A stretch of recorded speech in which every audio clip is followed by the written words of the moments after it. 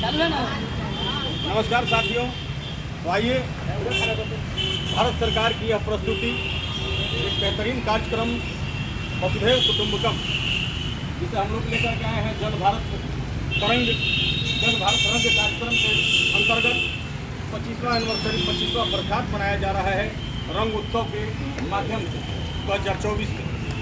और इस कार्यक्रम को प्रस्तुत करता है दरोगा प्रसाद राय महाविद्यालय प्रशिक्षण एवं औद्योगिक केंद्र सुतिहार जिला सारण के बैनर तले उसके तत्वाधान में यह कार्यक्रम प्रस्तुत किया जा रहा है।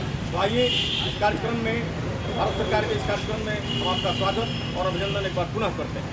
एक पहला कार्यक्रम का आगाज एक गीत के माध्यम से हिंदू भाषा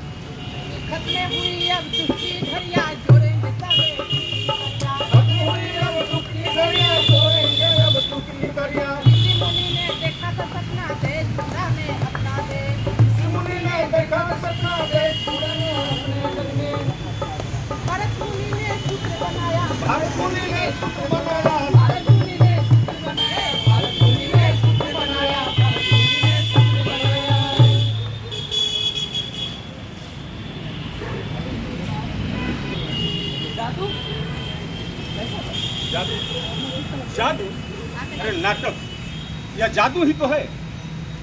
कमाल की कारीगरी है, कमाल की बाजीगरी है, जादू ही तो है। इसके बारे में आप क्या कहना चाहते हैं? अरे जादू नाटक एक ऐसी चीज है जो शुरू होते ही लोग अपने आप खींचे चले आते हैं। उसमें एक ऐसा आकर्षण है कि जैसे ही नाटक के प्रति लोग सुनते हैं और देखने के लिए खींचे चले आते हैं। सही बोल रहे हैं काका। अब एक बात पता है, हमारे देश में पहली बार नाटक यहीं से शुरू हुआ था। हमने सुना है 1500 साल पहले लोग गुफाओं में रहते थे, तभी हमारा देश नाटक खेलता था अपने देश के अंदर। बिल्कुल। और इसका आधार हुआ करता था पांचवा पंचम वेद, जिसका नाम नाट्य शास्त्र कहा गया। सही बोल रहे हैं। जिसके रचनाकार थे भरत मुनि, उन्होंने नाट्य शास्त्र बनाया, उससे उत्पत्ति हुई नाटक की। और यह जो नाटक है हमें अपनी संस्कृति, अपनी सभ्यता, भारत की जो मूल संस्कृति सभ्यता है उसे सिखाता है, उसे जीवंत करता है। और जब लोग गुफा में डर डर कर जीते थे, तब हमारा देश पढ़ना लिखना भी स्टार्ट कर दिया था। हाँ, और तब हमारे यहाँ नाटक भी खेला जाता था। अब समझ में आया, हमें तो ज्ञान नाटक के माध्यमों से ही मिलती है। बिल्कुल।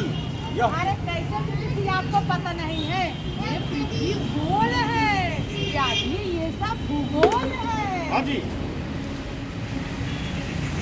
अभी तो हमारे देश में एक से एक विश्वविद्यालय हुआ करते थे, जैसे नालंदा विश्वविद्यालय, तक्षशिला, विक्रमशिला, ऐसे ऐसे विश्वविद्यालय हमारे देश में हुआ करते थे।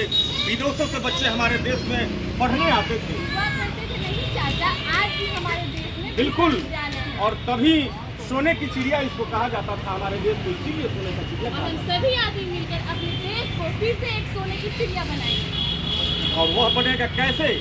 कैसे बनेगा? जब हमारे देश से ऊंच नीच, भेदभाव, छुआछूत यह सब खत्म होगा, तब बनेगा। कब बनेगा? और कभी था, एक बार था, लेकिन जब ऊंच नीच, छुआछूत, इसका भेदभाव जब प्रचलन हुआ, जब हमारी एकता भंग हुई, जब हमारी अखंडता भंग हुई, तब जो है हम कमजोर हुए। लेकिन आज भी हमारी जो सामाजिक बुराइयां हैं, अगर हम सामाजिक बुराइयों को अगर नष्ट कर दें तो आज भी हमारा देश अखंड भारत बन सकता है, सोने की चिड़िया बन सकता है। आज हम सब अपने मन से शुरुआत करेंगे, दूर करेंगे। और बिल्कुल। हम अपने गांव वालों को, देश वालों को, सबको बताएंगे। बिल्कुल।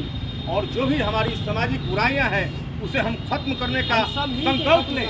हम सब लोग मिल करके सामाजिक जो बुराइयां हैं उसे खत्म करेंगे, तब हमारा देश समृद्ध और सुदृढ़ बनेगा।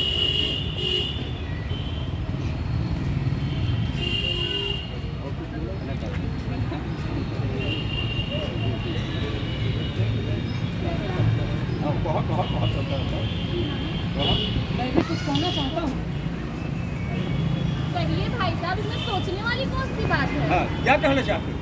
कोरोना काल में हमने देखा है कि हमारी जो भारत थी हाँ हाँ वो विदेशों में मुफ्त दवाइयाँ सप्लाई करती थी, हाँ हाँ, समझे?